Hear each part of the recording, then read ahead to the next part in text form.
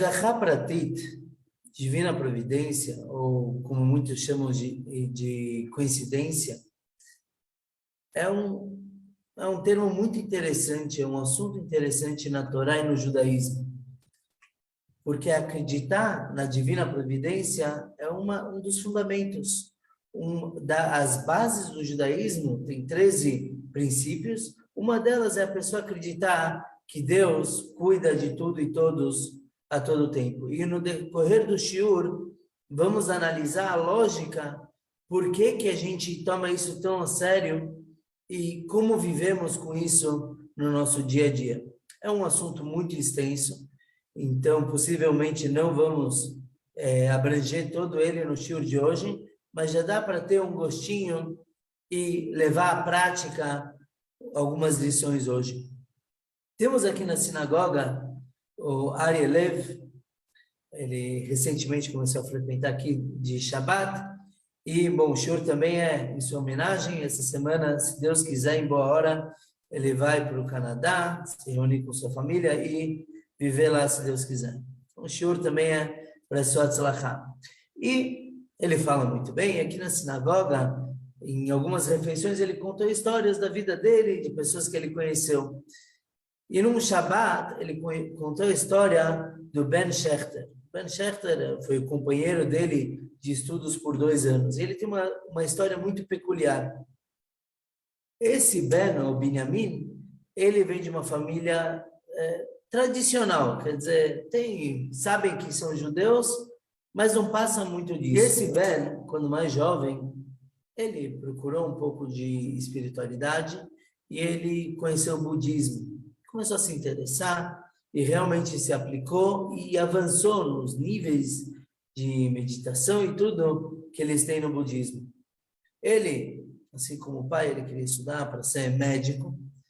Ele fez 3 anos nos Estados Unidos tem uma escola preparatória para estudar medicina. E aí ele resolveu ter um ano sabático, um ano para só focar em espiritualidade. Ele viajou para vários lugares, Índia, Nepal. E aí ele contou que quando ele esteve na Tailândia, andando lá por Bangkok, ele viu uma foto do Rebbe, uma bem grande. Não necessariamente ele sabia que era o Rebbe, mas a foto de um rabino. Então ele percebeu que lá tinha uma sinagoga. Aí ele foi fazer um selfie para mandar para o pai dele. E ele pensou, se eu mandar para o meu pai vai falar, por que você não entrou? Então, ele não tinha muito interesse em judaísmo, mas sabe o que? Meu pai vai pedir do mesmo jeito? Já entra. E lá ele foi recebido pelo rabino, muito gente fina, que convidou ele para sexta-feira à noite para ir jantar com o pessoal da sinagoga. Isso é uma palavra mágica. Quando você tem um mochileiro, um jovem que junta algumas coisas e viaja pelo mundo, e você fala que você convida ele para uma comida, ele com certeza vai economizar, por que não?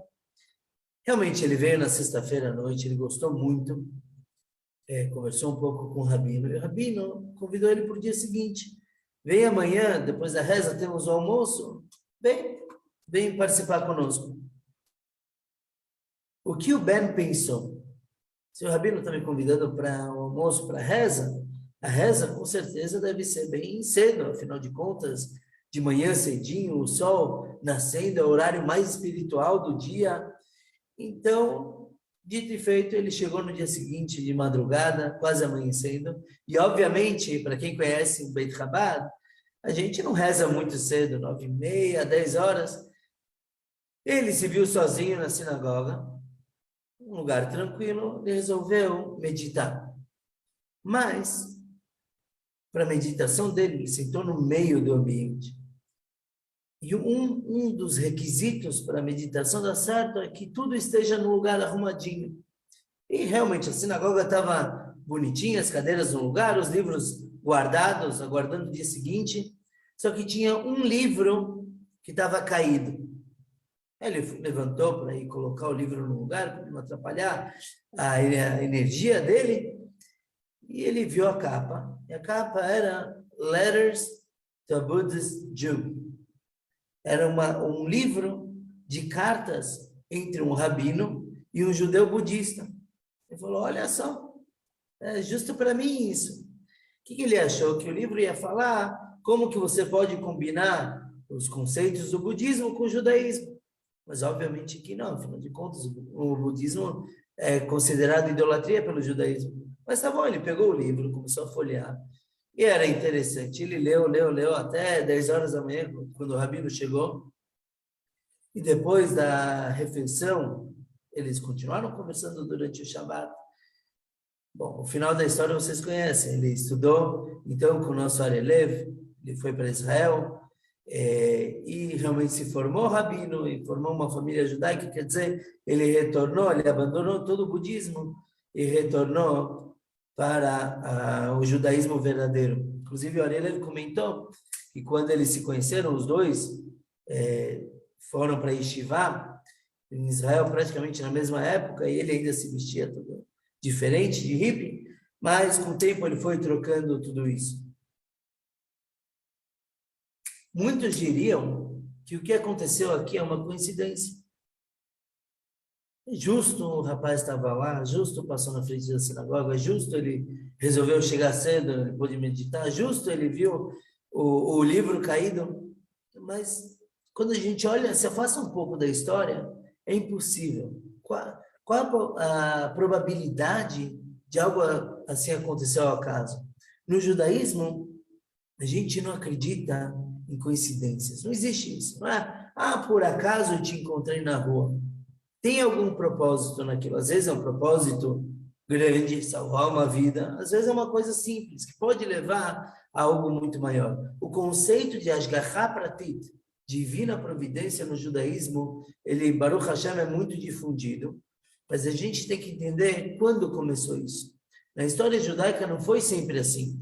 Não foi sempre que as pessoas falavam, divina providência, aconteceu tal coisa. Existem, na verdade, várias formas de compreender o que é divina providência, ou seja, como que Deus cuida do mundo de fato. A gente não vai abordar todos hoje, porque senão a gente vai estender bastante, mas hoje vamos abordar dois, que é como o judaísmo via isso até a vinda do Baal Shem Tov, o fundador da Hassidut, aproximadamente 300 anos atrás, e depois do Baal Shem Tov. Como que ele inovou? Até o Baal Shem Tov, claro que se acreditava em Deus, no judaísmo, claro que se sabia Deus controla o mundo, mas sempre visto de uma forma que Deus controla o mundo todo, uma parte dele de forma próxima e uma parte mais afastada. Os seres humanos, Deus cuida de forma muito próxima, Deus olha o que estão fazendo e etc. Agora, dos outros reinos do mundo, mineral, vegetal e animal, não é bem assim. Deus criou o mundo, Deus programou como que as plantas vão crescer, qual vai ser a natureza da pedra, da água, dos animais, e soltou, deixou rodando. Como alguém que deixa um vídeo rodando no computador e vai embora, não assiste, o vídeo vai continuar lá. Veio o Baal Shem Tov e falou que não pode ser. Deus cuida de cada ponto e ponto. Até o Baal Shem Tov, quando ocorria algo com alguém, se via como Ashgaha Pratit, como que Deus está cuidando, mas acontecia algo com um ser inanimado, com um animal, Deus não tem nada a ver com isso. Ainda acreditar que Deus controla cada passo do ser humano já é uma coisa elevada, gente. Não faltam histórias de coincidências. Essa semana eu escutei a história do Rabino Fanger.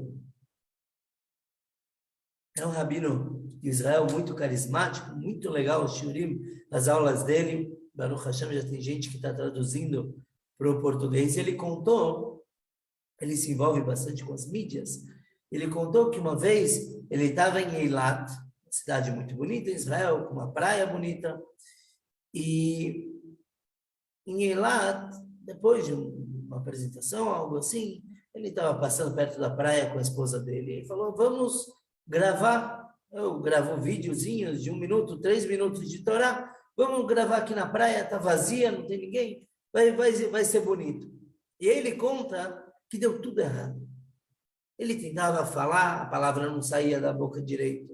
Aí outra hora ele se preparou melhor, batia vento e fazia ruído desagradável na gravação. Deu tudo errado, até uma hora que ele falou, chega, eu não preciso disso, não vou ganhar nada para isso mesmo, vou embora. E assim foi, eles continuaram a viagem. Algumas horas depois, ele recebeu um telefonema de um dos rabinos que trabalha num canal no YouTube também, da Bruto. E esse rabino ligou para o Rabino Fanger e perguntou, olha, você esteve em Eilat? Ele não tinha contado para ninguém que ele ia ficar lá. Falou, estive. Você estava na praia?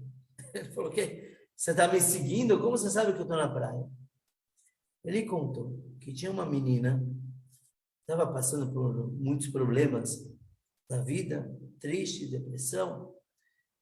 Ela conhecia a Torá, via o Rabino Fanger no YouTube, mas a vida estava muito difícil.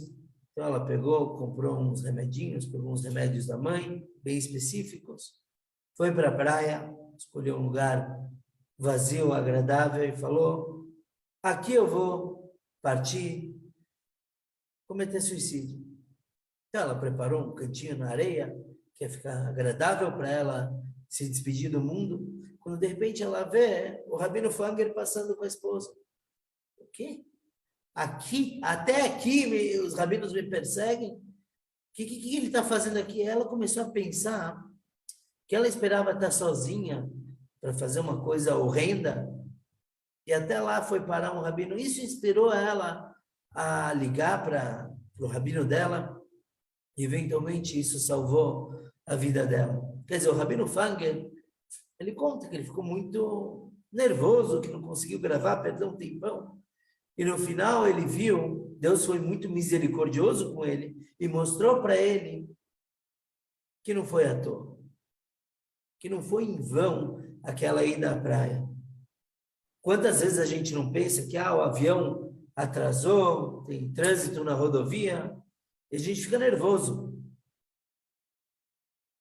É preciso um trabalho interno muito forte para me fugindo da palavra, mas quando um incômodo acontece, um imprevisto, a gente tem que ter um controle muito grande e não ficar bravo, não achar que aquilo vai atrasar. E no final, a gente tem que pensar que Deus fez isso por algum motivo e para o nosso bem. Talvez, e provavelmente a gente nunca vai saber por quê. Mas até então, voltando ao nosso assunto, até o Baal Shem Tov, o mundo era visto como que Deus sim controla cada ser humano, mas o resto do mundo, Deus não controla nada. O resto vai sozinho. O Baal Shem Tov veio e ele revelou que Deus controla absolutamente tudo. Como a gente usou o videozinho para chamar para o shiur, uma folha caindo, o Baal Shem Tov, ele dizia que se uma folha está caindo e ela dá tantas e tantas piruetas no ar, no vento, até pousar, tem uma explicação para isso. A gente não sabe qual é, mas tem. E uma vez, o Baal Shem Tov mostrou qual era o objetivo. Ele estava andando com os alunos e eles viram uma folha caindo. E justo o Baal Shem Tov estava falando sobre esse conceito que Deus controla tudo que tem no mundo. E os alunos mostraram a folha, falaram, mestre, então mostra por que essa folha caiu. Eles chegaram perto, e o Baal Shem Tov falou, levantem a folha. Era um dia muito quente, o sol batia forte. Eles levantaram a folha e viram que embaixo tinha um inseto. Inseto que estava passando calor. Eu não sei como eles sabiam que o inseto estava com calor, mas assim o Baal Shem Tov explicou que Deus fez aquela folha cair por causa daquele inseto. E por que aquele inseto existe, isso eu já não sei. Mas tudo tem um propósito, tudo tem um objetivo. E a explicação racídica para isso, a lógica por trás da Ashgaha Pratei, da Divina Providência, é a seguinte. Deus está constantemente criando o mundo. Quer dizer isso? Deus está dando vitalidade para cada coisa. Quando Deus dá vitalidade para algo, ele dá existência. Se Deus parar de dar, aquilo é como se nunca houvesse existido. Então, Deus está dando força para aquilo, ele tem que saber o que ele está dando força. Então, ele está dando força para um gato. Ele está naquele momento focando no gato. Agora, Deus é onipresente, onipotente, então ele não é limitado, ele não tem limitação alguma em dar vitalidade para tudo. E mais ainda, a Hassidut também explica que não só que Deus está dando vitalidade para aquilo, então ele está prestando atenção naquilo, mas também que aquilo é importante para o mundo todo. O objetivo da criação do mundo, não apenas 5.782 anos atrás, mas neste momento o mundo todo gira em volta daquela pequena coisa que está acontecendo. Na verdade, o mundo gira em volta de tudo que acontece, mas tudo é igualmente importante para o mundo. Mesmo uma coisa que a gente nunca vai ver. Por exemplo, no meio da floresta agora, lá em cima, Amazônia, tem uma folha caindo. Ninguém está lá, ninguém viu, mas ainda assim o Baal Shem Tov fala que aquilo é importante para a programação do mundo. É como quando a gente vai na casa de alguém que a gente não conhece os gostos da pessoa. E a pessoa tem certos enfeites e certas coisas arrumadas, dispostas de tal forma. Nós não sabemos o porquê daquilo, mas o dono da casa sabe. Se ele é bem arrumado, ele sabe porque ele pôs um vaso em tal lugar e aquela folha em outro lugar. Ele tem o motivo dele. A mesma coisa, Deus, de forma muito mais elevada, Deus tem uma razão por que cada coisa está acontecendo. E isso é independente de ser uma coisa grande ou pequena. Podemos dizer, claro, o sol, por exemplo, Deus está cuidando, porque o sol ilumina o mundo todo, ele traz calor para o mundo todo.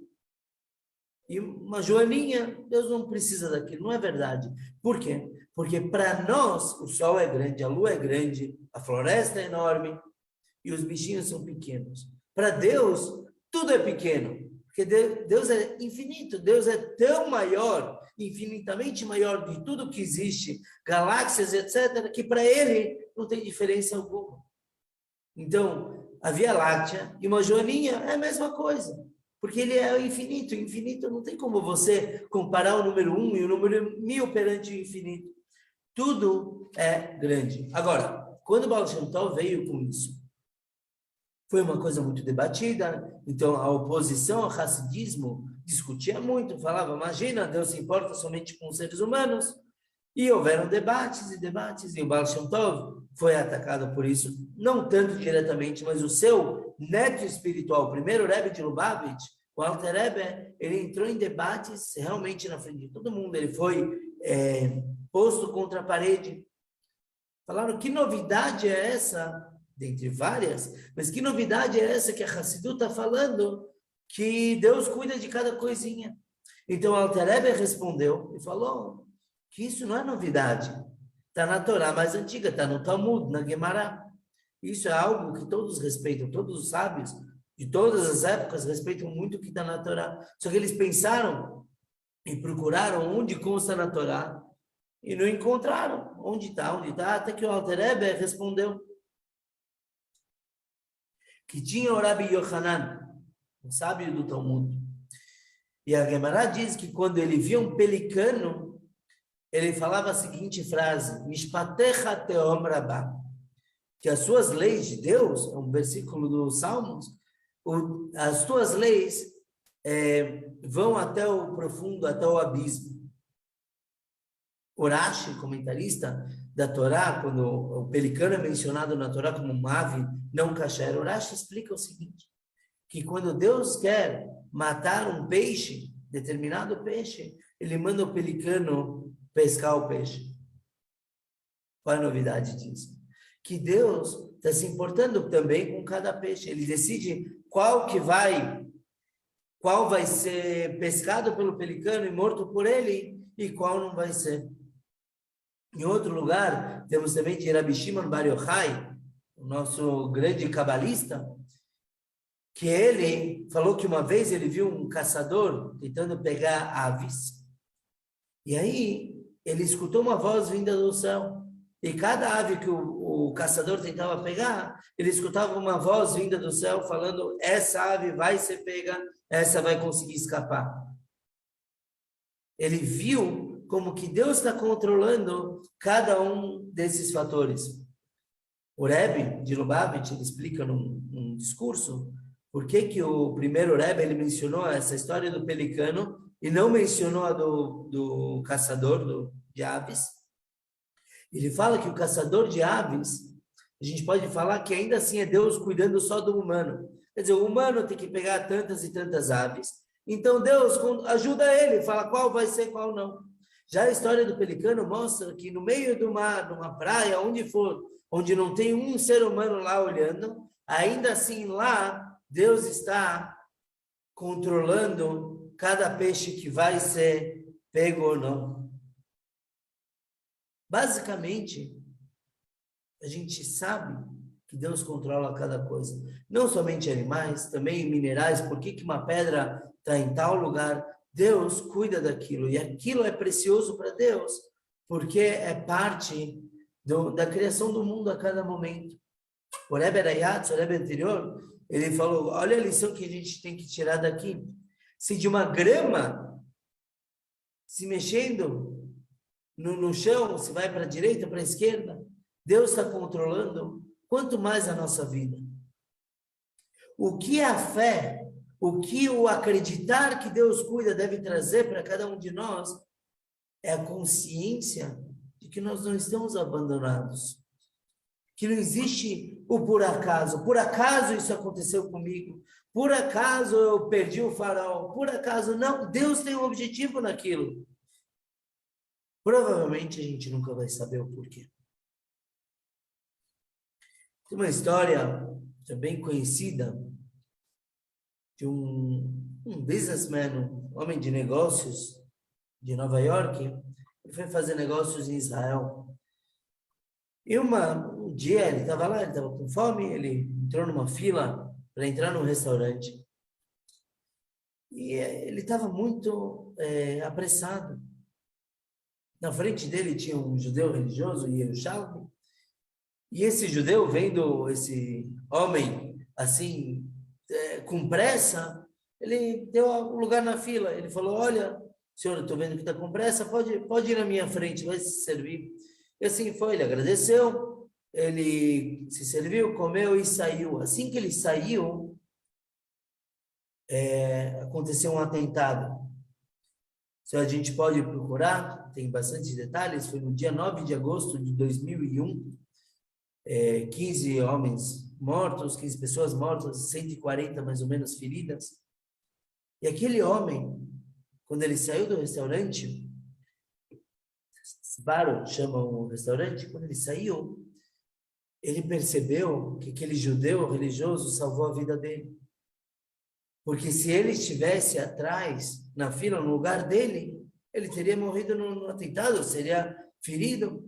Então ele começou a procurar por aquele judeu, começou a pesquisar onde que as vítimas foram levadas, para que hospitais. 2 dias depois ele encontrou aquele homem, ele, pesquisando pela aparência dele, indicaram o hospital. Ele chegou no hospital, encontrou o homem acamado, dormindo, e o filho daquele homem do lado. E aí ele veio e falou, olha, teu pai me salvou a vida, como que ele está? E o filho falou, olha, meu pai saiu já de perigo de vida, mas ele realmente está muito machucado. Esse homem de negócios falou, não se preocupe, conte comigo, eu tenho Baruch Hashem, tenho bastante dinheiro, eu vou pagar tudo que teu pai precisar, conte comigo. Ele voltou para Israel, deixou o cartão dele, os dados dele para o filho daquele religioso, voltou para Nova York. 2 semanas depois, o filho liga para ele e fala, olha, meu pai vai ter que fazer uma cirurgia, e justo o melhor lugar para ele fazer isso é em Boston. Então a gente tem que viajar. Que ele, de novo, o homem de negócio falou, conte comigo, eu vou pagar o melhor médico que tiver, pago a viagem, eu inclusive vou buscar vocês no aeroporto. E aí, na terça-feira, dia 11 de setembro, aquele homem de negócio estava no aeroporto para recepcionar o pai e o filho para a cirurgia. E adivinhem onde era o escritório dele? Era no 101º andar da primeira torre das Torres Gêmeas. O avião atingiu no andar 83, 84, e ele não estava lá no escritório dele, ele estava lá no aeroporto. Aí ele viu que aquela família novamente salvou a vida dele. Não tem por acaso. Não existe o sem querer. Não é assim que o mundo funciona. Deus, ele dá atenção em cada passo, em cada coisinha. Sim, acontecem coisas muito tristes, trágicas, mas não quer dizer que Deus esqueceu de olhar. Muita gente fala, Deus esqueceu de mim, eu estou abandonado. Isso não existe. Se alguma coisa aos nossos olhos negativa está acontecendo, Deus sabe o objetivo.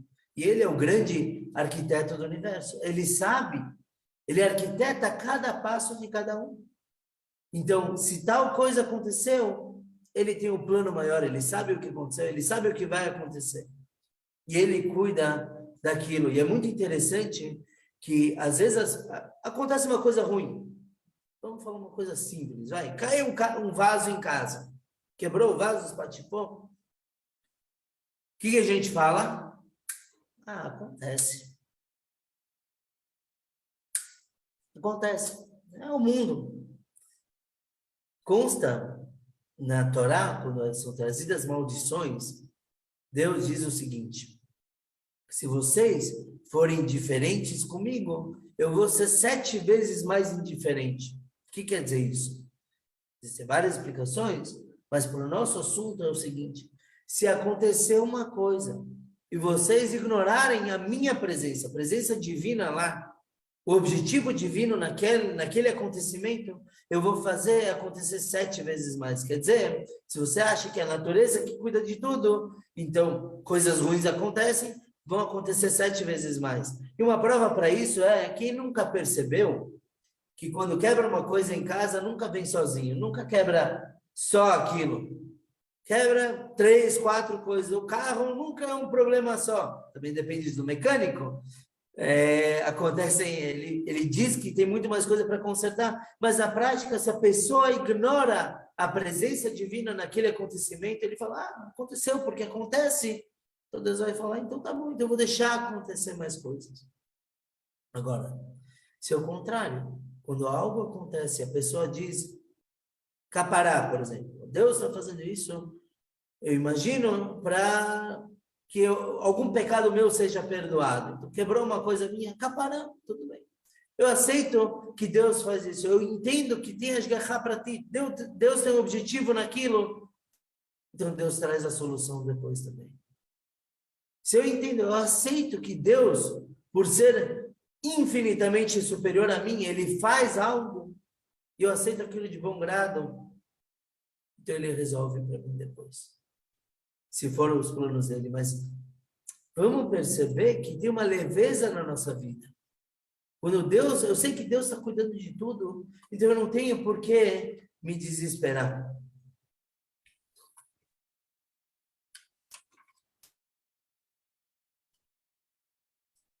E por isso, a gente tem que pedir quando alguma coisa ruim acontece. Quando alguém está muito doente, a gente tem que pedir. Por quê? Porque tem alguém escutando. O motivo de eu pedir para Deus me resolver é porque eu acredito que Ele está controlando essa situação desde o início. Então, se Ele fez tal pessoa ficar doente, uma pessoa querida para mim, e Ele fez aquilo acontecer, eu não sei por que Ele fez aquilo, mas eu tenho que fazer minha parte. Eu tenho que pedir, eu tenho que me conectar. E já falamos diversas vezes, em vários shiurim sobre reza, que Deus gosta do nosso pedido.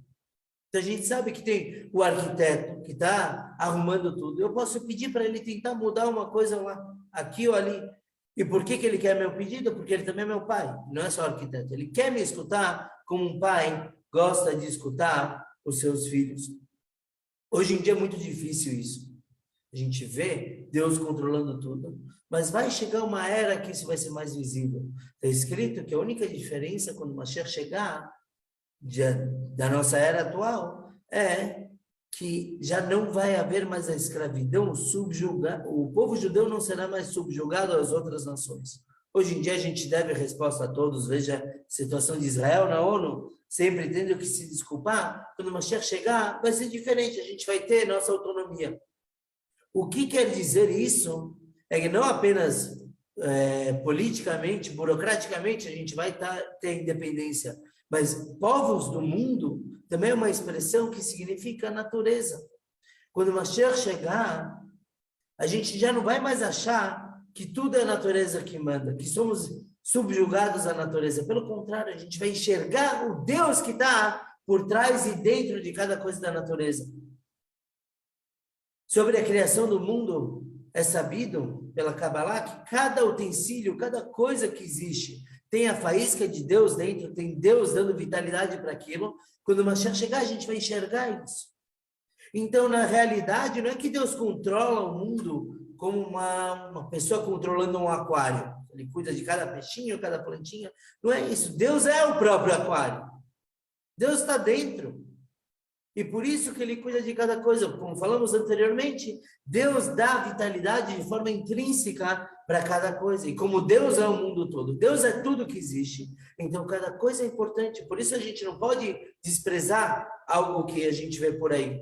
Uma pessoa, claro, mas um animal, nada. Porque Deus está dentro de cada coisa.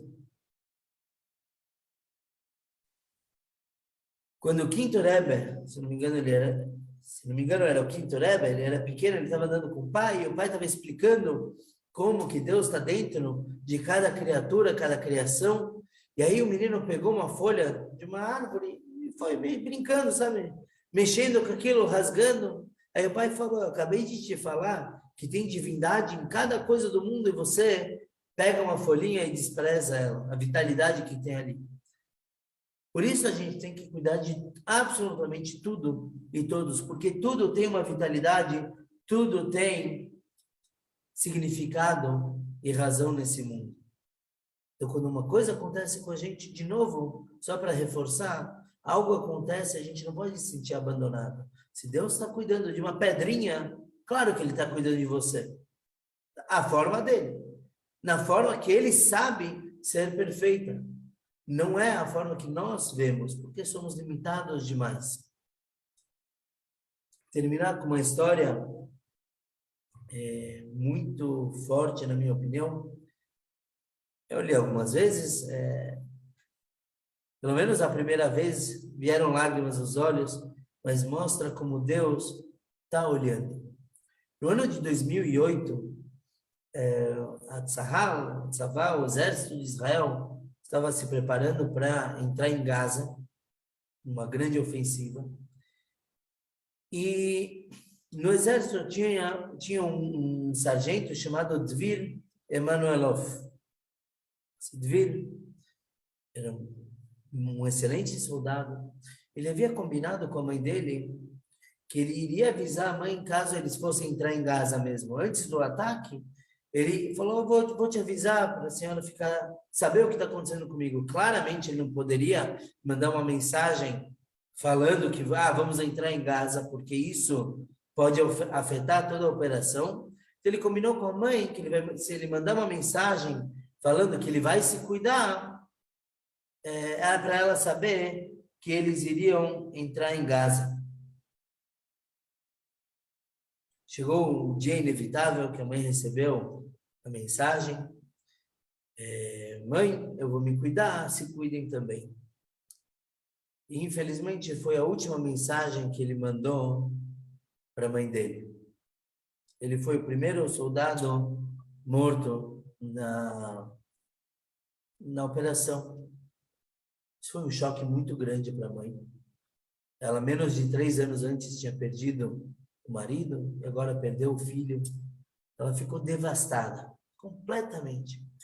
Ela conta, o vídeo dela contando como ela se sentia um zumbi, andava sem rumo. Ela na casa dela se sentia sozinha. Ela tem 2 filhas que estavam bem, mas já casadas, moravam lá. E ela se doía muito, a tal ponto que ela não conseguiu mais rezar. ela não se conectou mais com Deus, ela não conseguia nem fazer a bênção de uma comida, de tamanha raiva que ela tinha. Alguns meses depois, ela foi para o túmulo do filho, do Dvir, na data do aniversário dele, perdão, e aí ela voltou para casa, doída, e pela primeira vez, depois de muito tempo, ela falou com Deus, falou, Deus, que isso? O que foi que eu fiz de errado? Por que essa tragédia na minha vida? Me mande um sinal de que o Senhor realmente está comigo. Ela chorou muito. Alguns dias depois, a filha menor dela convidou ela para um show de música que ia ter em Kiryat Hutzot, um cantor famoso, Meir Banai. Então ela falou, sabe o que, para a mãe se distrair um pouco, vem comigo, vamos assistir música, um show. E a mãe foi. Era um lugar grande, tinham 8.000 pessoas, e 5 minutos antes do show, ela sentou e, de repente, ela sentiu um tapinha nas costas dela. Ela se virou, era um menino lindo, parecia um anjo, menino de 3 anos, querendo brincar com ela. Aí ela perguntou, qual é o teu nome? Falou, Escher, vozinha de criança, e ficou conversando com ele. Aí ela falou para ele, você quer sentar do meu lado? E nisso ela escuta o pai do menino chamando ele, falou, Escher, vem sentar aqui com o Abba, com o papai e com o Dvir. Na hora que ela escutou esse nome, Dvir, o nome do filho dela, ela levou um susto, um choque. E ela virou pro pai e viu o pai, o Escher, de 3 anos, e a esposa com um bebezinho no colo. Ela viu, falou, desculpa, deixa eu te perguntar, quando que o bebê nasceu? Ela deu a data, era depois da ofensiva em Gaza. E aí ela falou, sem querer me intrometer muito, mas me conta, por favor, por que vocês deram o nome Dvir para o menino? E aí o pai falou o seguinte, interessante tua pergunta, eu nunca contei para ninguém o porquê do nome do nosso bebê de Dvir, nem no Brit Milá, na circuncisão dele eu contei, mas eu vou te contar. Quando minha esposa estava grávida, de 8 meses, fomos fazer um ultrassom, um exame, para ver como estava o bebê. E aí, descobriram que o bebê estava com um problema no coração muito grave, ele ia nascer sem muita chance de sobrevida. Caso sobrevivesse, ele teria que fazer diálise constantemente, entre outras coisas. E a mãe ficou devastada quando soube disso. Imagina, meu bebezinho. E ela chegou em casa, muito abalada, chorando, ligou a televisão, sabe, para distrair um pouco. E a primeira notícia era do soldado, o sargento Dvir, morto na ofensiva em Gaza. Naquele momento, ela falou, Deus, por favor, se você fizer o meu bebê nascer saudável, eu vou dar o nome dele de Dvir, em nome desse soldado que morreu, Leshem Kiddush Hashem, para honrar o nome de Deus, defender o povo judeu. E aí, Baruch Hashem, um mês depois, com 9 meses, ele nasceu, sem problema nenhum, tudo se resolveu sozinho. Nisso, a mãe do Dvir já não consegue segurar as lágrimas. Falou, agora eu tenho uma coisa para contar. Eu sou a mãe do Dvir, do soldado. Elas se abraçaram, muito emotivas. E no meio do abraço, a mãe do bebê fala para a mãe do soldado, saiba que Deus está mandando um abraço do Dvir lá de cima através de nós. E ela teve a resposta dela. Deus estava olhando. Deus estava lá. A gente não sabe por quê. A gente não sabe por que isso aconteceu. Mas Deus em nenhum momento abandonou ela, em nenhum momento abandonou o filho dela, o marido dela. Nada disso. Pois eles mantiveram contato já, como se a mãe do soldado fosse a avó do bebezinho. Em nenhum momento da nossa vida, nem nos tristes, trágicos e nem nos felizes, a gente pode esquecer que Deus está olhando. Não existe Deus abandonado. Não existe acaso. Se a gente encontra uma coisa, alguém fala uma coisa para a gente, não existe achar que as coisas acontecem por si. Inclusive, a Alahá diz que se a pessoa é ofendida na rua, vem sei lá, um antissemita e grita para o judeu ou grita alguma coisa ruim, ele não pode achar que isso é só aquele cara que está fazendo. Tem que tomar as medidas necessárias para não acontecer de novo, etc. Mas em nenhum momento ele pode esquecer que Deus está mandando aquilo.